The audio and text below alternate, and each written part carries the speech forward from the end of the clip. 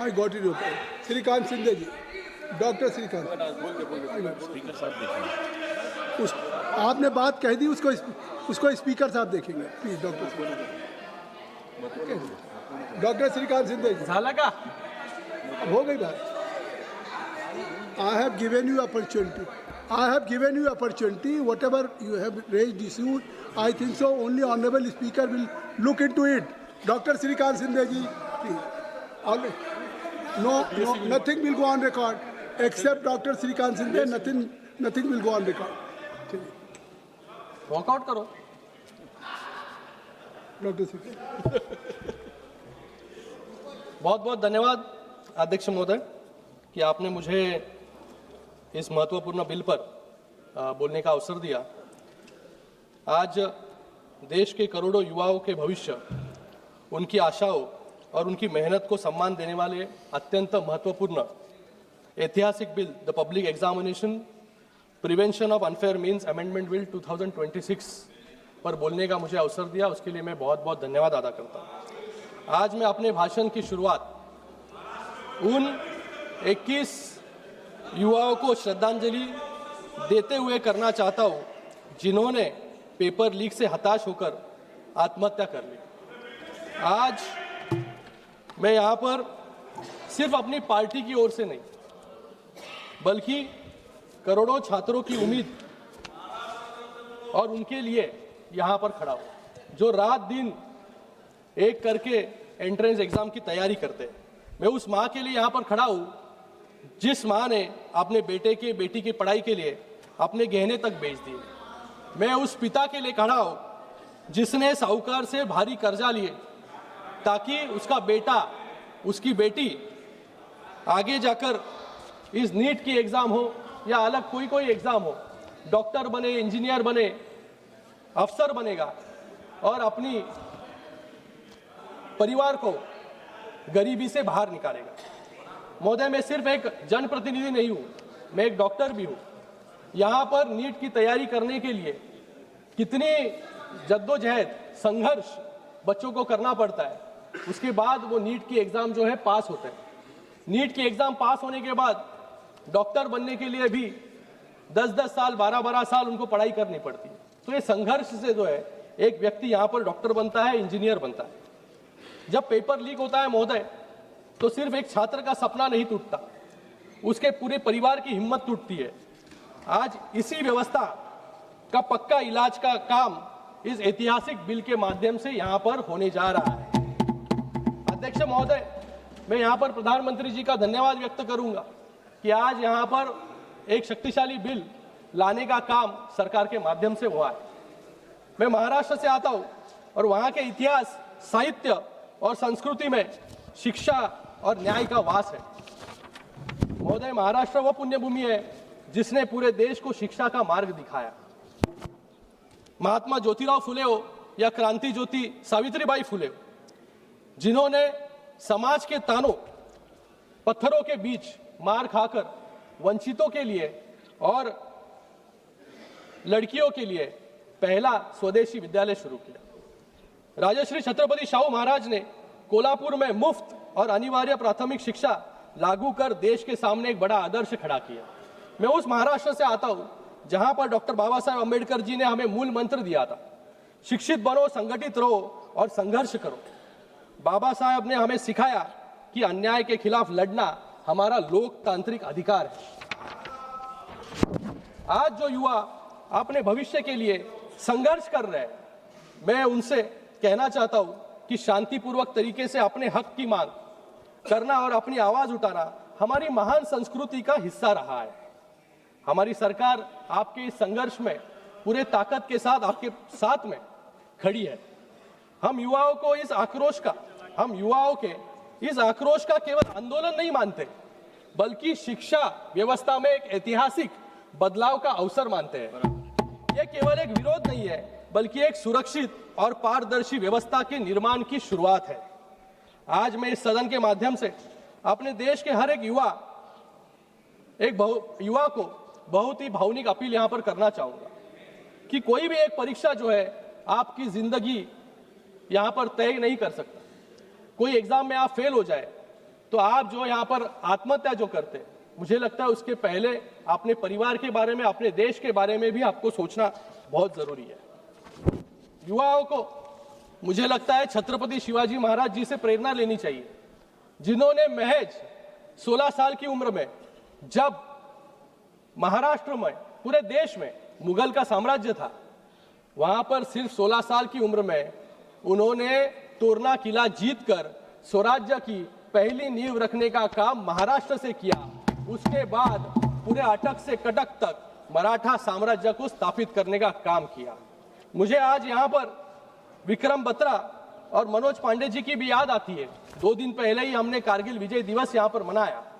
उन्होंने महज 23-24 साल की उम्र में देश के लिए अपने प्राणों की आहुति दी। मुझे लगता है कि युवाओं को इन सभी से प्रेरणा लेना बहुत जरूरी है। मैं आपको विश्वास दिलाता हूं कि हमारे प्रधानमंत्री नरेंद्र मोदी जी और पूरी सरकार आपके साथ ताकत के साथ खड़ी है। पेपर लीक की घटनाओं के तुरंत बाद हमारी सरकार ने रिकॉर्ड समय में ऐसे कड़े कानून बनाए, निर्णय लिए कि जिससे आने वाले समय में पेपर लीक जैसी घटनाएं न हो। हमने सिर्फ निंदा नहीं की, बल्कि सिस्टम की सफाई की। सीबीआई ने तुरंत एक्शन लिया। दिल्ली से लेकर पुणे तक 14 एक्यूज को जेल में डालने का काम किया। एनटीए में 47 अधिकारियों को टर्मिनेट करने का काम किया। इसे कहते हैं नैतिकता, और नैतिकता है इस सरकार में। इसलिए हमारे शिक्षा मंत्री धर्मेंद्र प्रधान जी ने इस्तीफा ताकि दिया। खुद ने आपके वजह से नहीं दिया, आपके वजह से नहीं दिया। पेपर लीक खुद की जिम्मेदारी ली, और उस जिम्मेदारी का निर्वहन करने का काम जो है सरकार के माध्यम से आज यहां पर हो रहा है। पेपर लीक एक्यूज को जल्द से जल्द सजा दिलाने के लिए फास्ट ट्रैक कोर्ट बनाया गया। आज इस ऐतिहासिक बिल के जरिए हम शिक्षा माफियों को सिर्फ जेल की सलाखों के पीछे नहीं, बल्कि उनको कठोर आर्थिक जुर्माना लगाने का काम भी यहां पर हम लोग कर रहे हैं। हमारा लक्ष्य सिर्फ अपराधियों को पकड़ना नहीं है, बल्कि बच्चों का कीमती साल बचाना भी है। बिना समय बर्बाद किए नीट का पेपर लीक होने के बाद 37 दिनों में नीट का री एग्जामिनेशन किया गया। 25 दिनों में रिजल्ट जो है यहां पर घोषित किया गया, जिससे छात्र का एक भी साल जो है बर्बाद न हो। ऐसे कड़े कदम जो है सरकार ने यहां पर लिए। माननीय प्रधानमंत्री जी ने भी सोशल मीडिया के माध्यम से सीधे जो है युवाओं से बात करने का काम यहां पर किया, और उन्होंने कहा कि आने वाले समय में एक ऐसा टास्क फोर्स बनेगा। नंदन नीलेकनी जी के अध्यक्ष में एक कमेटी बनाई जाएगी, एक टास्क फोर्स बनाया जाएगा, जिससे आने वाले समय में कभी भी नीट के परीक्षा में या कोई और परीक्षा में, कोई भी परीक्षा में पेपर लीक ना हो। आने वाले समय में ये सब हम कर रहे हैं, लेकिन मुझे लगता है हम सभी को, यहां पर बैठे सभी लोगों को सोचना जरूरी है कि आज युवाओं के मन में क्या चल रहा है, उनकी क्या पीड़ा है। आज यहां पर हम नीट की बात कर रहे हैं। मुझे लगता है शिक्षा व्यवस्था में भी सुधार की बहुत जरूरत है। ये नीट जो परीक्षा है, ये नीट की सिस्टम क्या है? ये नीट एक परीक्षा है, एक दिन और एक मौका हम हमारे युवाओं को यहां पर देते हैं। एनटीए एजेंसी जो है, ये सेंटर कहां होगा, कौन से डेट पर नीट होगी, ये सब डिसाइड करने का काम जो है एजेंसी के माध्यम से यहां पर किया जाता है। लेकिन मुझे यहां पर कहना है कि छात्रों की सालों की तपस्या, उनके परिवारों की उम्मीदें और उनका पूरा भविष्य सिर्फ 3 घंटे में और उस 3 घंटे में और उस एक दिन में हम कैसे तय कर सकते हैं। मुझे लगता है कि इस नीट की परीक्षा जिस प्रकार से होती है या और कोई परीक्षा होती है, क्योंकि अगर उस दिन वो छात्र 2 साल उसने मेहनत की, पढ़ाई की, उस एक दिन पर वो छात्र जो है बीमार हो गया, उसके घर में जो है कोई बीमार हो गया, घर में कोई चल बसा, या वो कोई दूर दराज गांव में रहता है, वहां पर बाढ़ आ गई, लेकिन उस एक दिन उधर वहां पर आकर उसने अगर परीक्षा नहीं दी तो उसका पूरा 1 साल जो है वहां पर बर्बाद होता है। तो मुझे आपसे भी कहना है यहाँ पर कि हमको ये सिस्टम को बदलना जरूरी है। हम यहाँ पर जो है क्यों डिसाइड कर रहे हैं कि एक ही साल, वो साल में एक ही बार क्यों परीक्षा दे। बाकी अगर हम देशों में देखेंगे तो उस देशों में जो है परीक्षा कई बार आप दे सकते हो, साल में कई बार, जीमैट हो, जीआरई हो, इस परीक्षा में आप अगर अमेरिका में जाओगे तो अमेरिका में कई बार, साल में कई बार परीक्षा दे सकते हो आप, और उस परीक्षा का रिजल्ट तुरंत लगता है, लेकिन उसका एडमिशन जो है साल में एक बार होता है। तो मुझे लगता है कि ऐसी व्यवस्था को अपनाना चाहिए, क्योंकि आज टेक्नोलॉजी आगे जा रही है, एआई है, इसके माध्यम से हम सब लोग को मिलकर इसमें एक अलग रिफॉर्म लाने की जरूरत है। जीमैट हो, जीआरई हो, तो मल्टीपल अटेम्प्ट जो है, चांसेस जो है, उसको देना बहुत जरूरी है। लव कृष्णा जी ने यहाँ पर कहा कि एक बैंक बनाया जाए, क्वेश्चन बैंक। मुझे लगता है कि ये पेपर लीक क्यों होता है, क्योंकि सबका पेपर जो है सेम होता है। अगर हम क्वेश्चन बैंक, एक जनरलाइज क्वेश्चन बैंक बनाएंगे बड़ा, और उसमें से अगर एआई जनरेटेड क्वेश्चंस निकले जिसका वेटेज सेम हो, और परीक्षा में जाने के पहले परीक्षा सेंटर पर, अरे सुन लेना राहुल, तो क्यों चिल्ला रहे हैं? अरे बाप, पीछे वाले राहुल को बोल रहा हूँ, पीछे वाले राहुल कासवान को बोल रहा हूँ। आप मत उत्तेजित होइए। श्रीकांत शिंदे जी, श्रीकांत शिंदे जी, यहाँ आप पर इधर ध्यान मत दीजिए, आप बोलिए। सभापति महोदय, केवल आपकी स्पीच रिकॉर्ड पे जा रही है। देखिए, तो जो अलग अलग देशों में अपनाया गया है वो हमारे देश में भी हम अपना सकते हैं, जिससे ये रैट रेस से जो दबाव है, एक तो परीक्षा का दबाव है, एक तो परिवार का दबाव है, परिवार ने जो कर्जा लिया है उसका दबाव है, इन पूरे दबावों से, प्रेशर में से जो है हमें भी विद्यार्थी को बाहर निकालना बहुत जरूरी है। आज एक परीक्षा किसको जन्म दिया जाए? लव कृष्णा जी ने यहाँ पर कहा, एक बड़ा साम्राज्य यहाँ पर कोचिंग क्लासेस का खड़ा हो चुका है। 50,000 करोड़ का ये एक इंडस्ट्री बन चुकी है। 2030 तक ये 1 लाख करोड़ की इंडस्ट्री बन जाएगी। जो कोचिंग क्लासेस शिक्षा जैसा पवित्र दान करने के लिए यहाँ पर खुले, आज वो आईपीओ बनाने जा रहे हैं। तो मुझे लगता है कि सिस्टम को, सरकार को भी सोचना बहुत जरूरी है कि इन कोचिंग क्लासेस को किस तरीके से रेगुलेट किया जाए, और इसके ऊपर किस प्रकार से, क्योंकि 3 लाख 5 लाख ऐसे जो है यहाँ पर फीस जो है आकारी जाती है, और इस फीस के लिए जो है लोन लिया जाता है। तो मुझे लगता है कि सरकार ने भी इसके बारे में सोचना बहुत जरूरी है।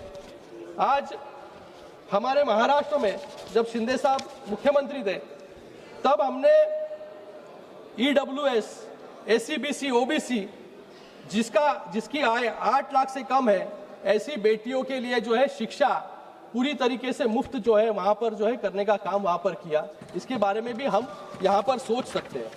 मुझे यहाँ पर कहने में आनंद होता है कि जिस तरीके से हमने टैक्सेशन रिफॉर्म्स लाया, GST कानून लाकर, IBC कानून लाकर बैंकिंग रिफॉर्म्स किया, लेबर कोड्स लाकर मजदूरों को सशक्त किया, उसी तरीके से आज इस बिल से एजुकेशन रिफॉर्म्स लाने का काम, अकाउंटेबिलिटी लाने का काम जो है हम लोग यहाँ पर कर रहे हैं।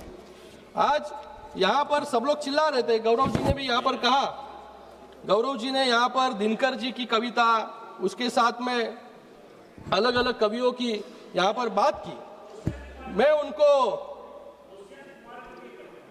मैं उनको रामधारी सिंह दिनकर जी की 1962 में जब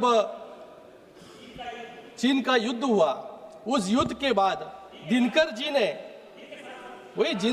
जी ने किसके लिए एक कविता लिखी थी? एक कविता में क्या लिखा था उन्होंने? घातक है जो देवता सदृश दिखता है, लेकिन कमरे में गलत हुक्म लिखता है। जिस पापी को गुण नहीं गोत्र प्यारा है, समझो उसने ही हमें यहाँ मारा है। ये मैं इसके अंदर विश्लेषण में नहीं जाऊंगा गौरव जी, ये किसके लिए लिखा है सबको पता है किसके लिए लिखा था। और सुनिए उसी दिनकर जी ने और भी लिखा, सियासन खाली करो कि जनता आती है। और इसी के बाद में 1975 में इमरजेंसी जो है उसका स्ट्रगल जो है शुरू, इमरजेंसी के खिलाफ आंदोलन जो है इसी कविता के साथ जो है शुरू हुआ। आज यहाँ पर कह रहे हैं कि टीयर गैस छोड़ा, लाठीचार्ज किया, लेकिन मुझे लगता है कि बच्चों को भी, जिन बच्चों को ये भड़काने का काम यहाँ पर कर रहे हैं, उन बच्चों को भी इमरजेंसी की किताब अगर वो पढ़ ले तो उनको पता चल जाएगा कि डिक्टेटरशिप क्या है, तानाशाही क्या है। कि तानाशाही, सर अभी टाइम है, तानाशाही किसे कहते हैं? तानाशाही, अरे रुको, सुनो यार, सुनो सुनो, तानाशाही किसे कहते हैं? इमरजेंसी में 1,11,000 लोगों को बिना ट्रायल जेल में ठूसा गया, इसे तानाशाही कहते हैं। अकेले मीसा में 35,000 लोगों को डिटेन किया, जिनमें 13,000 राजनेता थे, इसे तानाशाही कहते हैं। शाह कमीशन ने साफ कहा, इमरजेंसी का मकसद विपक्ष की आवाज कुचलना था, इसे तानाशाही कहते हैं।